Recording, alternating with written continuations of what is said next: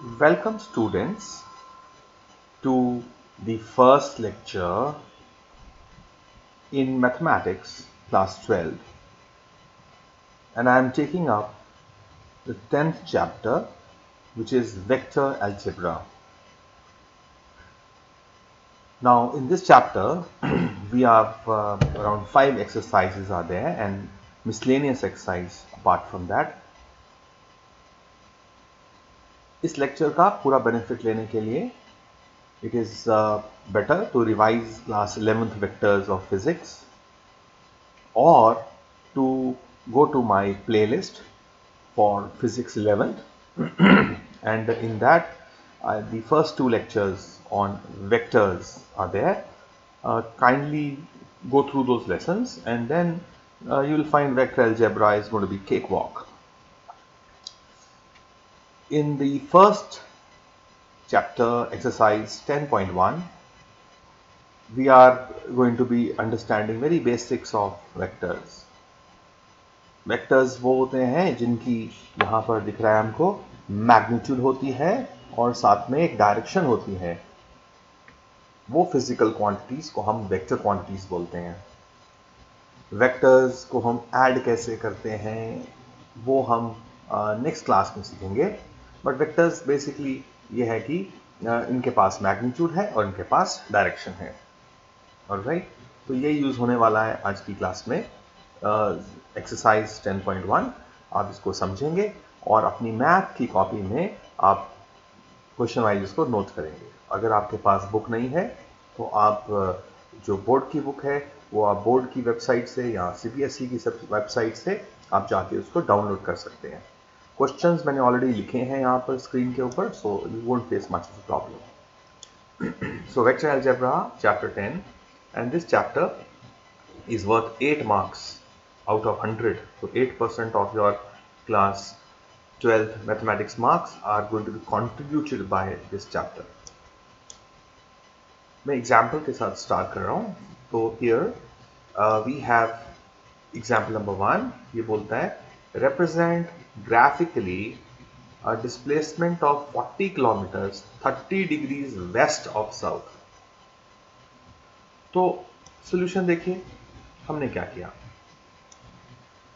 हमने कहा हमको एक वेक्टर बनाना है 30 degrees west of south. West of south का मतलब क्या होता है, ये देखिए ग्राफ में. दैट मीन साउथ से हमको वेस्ट की तरफ जाना है. कितना? 30 डिग्रीज वेस्ट ऑफ साउथ. मतलब पहले साउथ की तरफ जाओ और वहां से 30 डिग्रीज वेस्ट की तरफ मुड़ो. तो ये नॉर्थ साउथ ईस्ट वेस्ट इस तरह से होता है.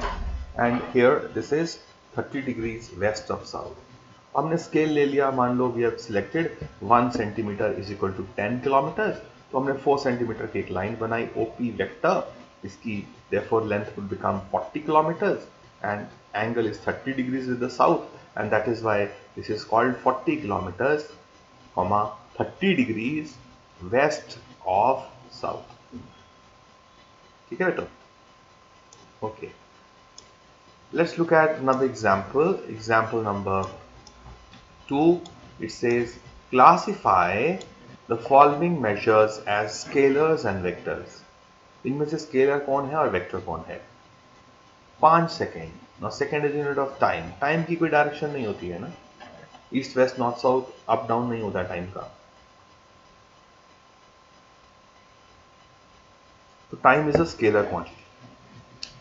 1000 सेंटीमीटर क्यूब वॉल्यूम. वॉल्यूम की भी कोई डायरेक्शन स्पेसिफाई करने की जरूरत नहीं है. So volume is also scalar. 10 newton. Newton किसका यूनिट है? फोर्स का. And we know force is a vector. 30 kilometre per hour speed है. स्पीड स्केलर है.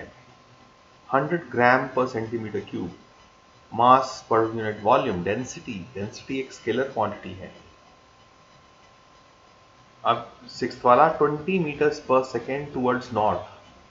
फोर्थ में देखो it was just 30 kilometres per hour. Direction नहीं बताई गई थी. यहां पर बोल रहे हैं 20 मीटर्स पर सेकेंड की स्पीड है टुवर्ड्स नॉर्थ. डायरेक्शन भी बताई गई है, मैग्नीट्यूड भी बताई गई है. Therefore this must be velocity and velocity is a vector quantity. Right? Okay, Example number 3. Which of the vectors are collinear? अब मैंने आपको जो बोला था लेसन पढ़ने के लिए 11th वाला, उसमें हमने पढ़ा है कि कोलिनियर वेक्टर्स वो होते हैं जिनकी डायरेक्शन या तो सेम होती है, अलोंग द सेम लाइन होती है, या तो ऑपोजिट लाइन होती है। तो आप देखिए ये वाला वेक्टर दोनों की डायरेक्शन सेम है, मैग्नीट्यूड ना चाहे सेम हो, they acting along the same line, this blue line, और ये इसके ऑपोजिट है, तो ये सब वेक्टर्स कोलिनियर होते हैं, राइट। अब यहाँ पे हमको डायग्राम दिया गया है, ये हमारा ए वेक्टर है, ये इधर से बी वेक्टर है, यहाँ पे सी है, यहाँ पे डी है। एग्जाम्पल हमको बताने कोलिनियर कौन है। कोलिनियर आप देख सकते हैं ए वेक्टर और सी वेक्टर की डायरेक्शन सेम साइड में है, और जो डी वेक्टर है इसकी डायरेक्शन सी के ऑपोजिट है। तो मैंने क्या कहा आपसे, वो वेक्टर्स जिनकी डायरेक्शन सेम होती है या ऑपोजिट होती है, मतलब उनके बीच का एंगल या तो 0 डिग्रीज होता है या 180 डिग्रीज होता है, such vectors are called as collinear vectors. So in this, from this picture, a vector, c vector and d vector are collinear vectors. फिर equal vectors, वेक्टर्स को बेटा हम इक्वल तब बोलते हैं जब उनका मैग्नीट्यूड भी सेम हो और डायरेक्शन भी सेम हो। मैथ्स में सब दो ही चीजें देखी जाती है। फिजिक्स में तो हम लोग भी बोलते थे ना दैट फिजिकल क्वांटिटी सेम होनी चाहिए, राइट। और मैथ वाले सिर्फ इतना तक की बात करते हैं, मैग्नीट्यूड एंड डायरेक्शन। तो आप देखो ए वेक्टर और सी वेक्टर दोनों का लेंथ 1 यूनिट है, 2 यूनिट्स है, और डायरेक्शन भी सेम है, तो A and C are equal vectors. Co initial vectors, co initial vectors मतलब वो वेक्टर्स जिनका स्टार्टिंग पॉइंट और इनिशियल पॉइंट सेम है। आप देख सकते हैं यहाँ पे बी वेक्टर, सी वेक्टर और D vector all start from this point, starting point सबका ये है, इसलिए B, C and D vector are co initial vectors. Now we are going to exercise 10.1. It says represent graphically displacement of 40 kilometers 30 degrees east of north. East of north, ये पहले हम north की तरफ जाएंगे, वहां से 30 डिग्रीज मुड़ेंगे ईस्ट ऑफ नॉर्थ। सो हमारा जो ओपी वेक्टर है यहाँ पर, इसकी लेंथ हमने 4 सेंटीमीटर्स बना ली, और ये एंगल पहले नॉर्थ की तरफ गए, ईस्ट ऑफ नॉर्थ मतलब पहले नॉर्थ जाओ और फिर वहां से मुड़ो कितना 30 डिग्रीज टुवर्ड्स ईस्ट। तो राइट को ईस्ट मानते हैं, लेफ्ट को वेस्ट, ऊपर को नॉर्थ, नीचे को south. So here OP vector represents what is desired in the question. Okay.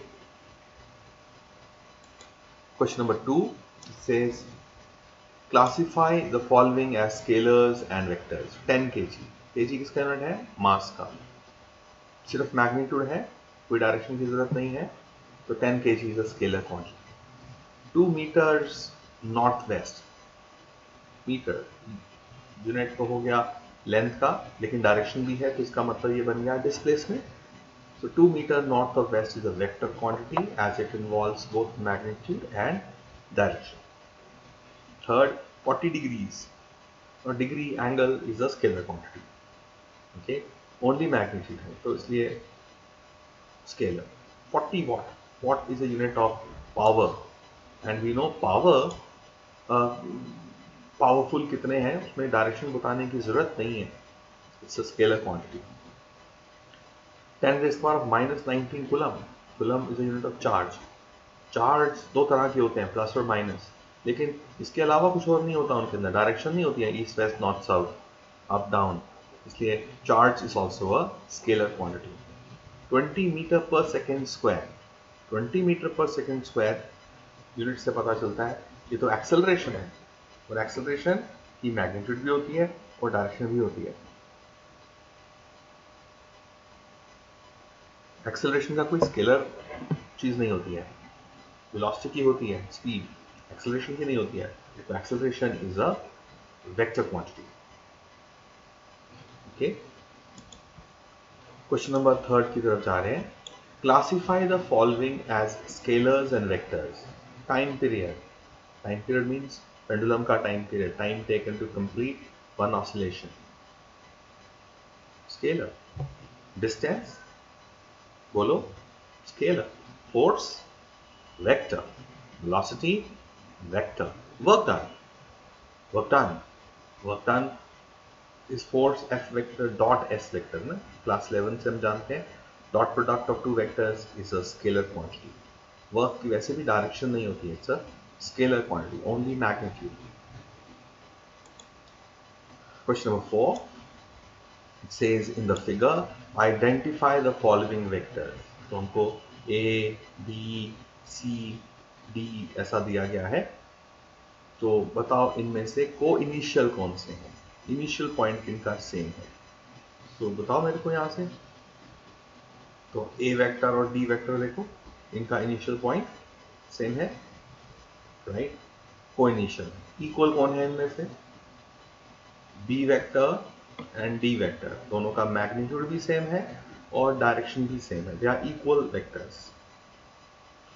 A और C का भी मैग्नीट्यूड इक्वल है, लेकिन A और C का डायरेक्शन एक दूसरे के ऑपोजिट है.